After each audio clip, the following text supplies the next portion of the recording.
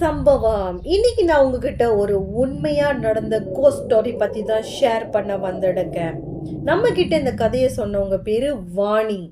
இந்த வாணிக்கு என்ன நடந்திருக்குன்னா, இவங்க வந்து கம்பெனி வேலை செய்கிறாங்க. நார்மலாக பஸ்ஸில் வந்து இறங்கிட்டு அங்கேருந்து அவங்க வீட்டுக்கு கொஞ்சம் தூரம் நடந்து வருவாங்க. நைட்டு 11:30 மணிக்கு தான் இவங்க வீட்டுக்கு வருவாங்க.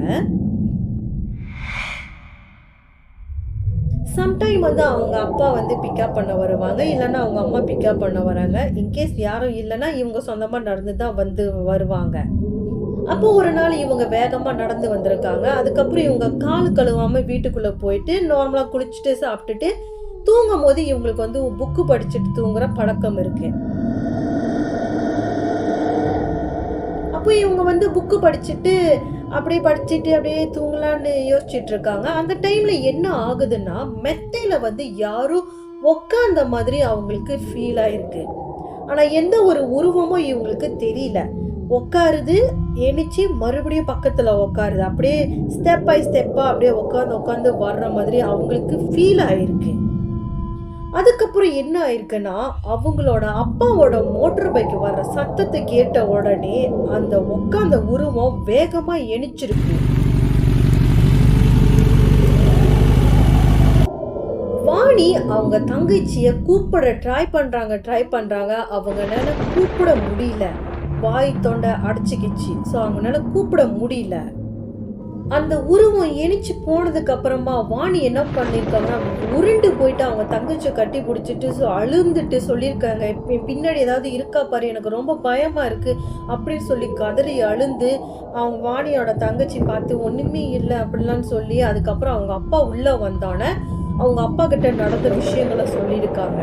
அப்போ அவங்க அப்பா என்ன பண்ணியிருக்காருன்னா, சாமி மந்திரம் எல்லாம் படித்து தண்ணியெல்லாம் இது பண்ணி அவங்களுக்கு ஊற்றி விட்டுட்டு சொல்லியிருக்காரு, நீ கால் கழுவாமல் நீ வீட்டுக்குள்ளே வந்திருக்க, அதனால தான் ஏதோ ஒன்று ஃபாலோ பண்ணி வந்துடுக்கு, இனிமேல் ஒழுங்காக நடந்துக்கோ அப்படின்னு சொல்லி அவங்க அப்பா சொல்லியிருக்காரு.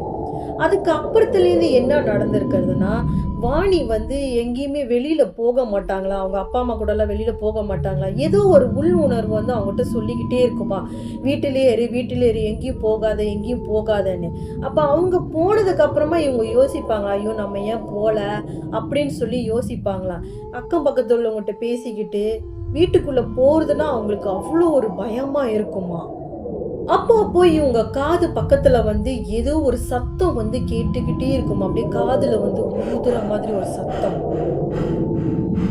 அதுக்கப்புறம் இவங்களோட நடவடிக்கையில நிறைய சேஞ்சஸ் அவங்க அப்பா அம்மா பார்த்துருக்காங்க. அப்போ என்ன ஆயிருக்குன்னா, இவங்களோட அத்தைக்கு வந்து சாமி வருமா.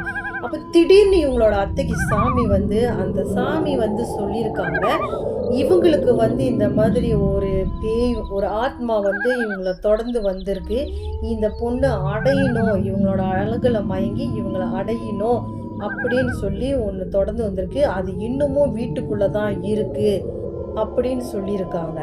அப்போ அந்த சாமி வந்து நிறைய விஷயங்கள் கட்டெல்லாம் கட்டி இவங்களுக்கு மந்திரமெல்லாம் பண்ணி அதை அந்த வீட்டிலேருந்து அந்த ஆத்மாவை வெளியில அனுப்பி விட்டுருக்காங்க. அதுக்கப்புறமா தான் இவங்களுக்கு வந்து நிம்மதியா வாழ்ந்துகிட்டு இருக்கேன் அப்படின்னு வாணி சொல்லியிருக்காங்க. வாணியோட லைஃப்ல மறக்க முடியாத சம்பவம்னா இதுதானா. எப்போதுமே அந்த ஆத்மா வந்து வாணியோட காதுல வந்து பேசிக்கிட்டே இருக்குமா, நீ ரொம்ப அழகா இருக்க அப்படின்னு சொல்லி இவங்க காதுல ஊதிக்கிட்டே இருக்குமா. அதாவது இந்த மாதிரி விஷயம் உங்களோட லைஃப்லயும் நடந்திருக்கா? அப்போ மறக்காம நீங்க என்கிட்ட ஷேர் பண்ணுங்க, நான் மக்கள் கிட்ட கொண்டு போய் சேர்க்கிறேன். என் வீடியோவை நிறைய பேர் பார்க்குறீங்க, ஆனால் லைக் பண்ண மாட்டேங்க. மறக்காம ஒரு லைக் பட்டனை தட்டி விட்டுடுங்க. பேய் கதை கேட்குறவங்களுக்கு இந்த சேனலை ஷேர் பண்ணுங்க. அது மட்டும் இல்லாமல் சப்ஸ்கிரைப் பண்ணுங்க. அடுத்த வீடியோவில் உங்களை நான் சந்திக்கிறேன்.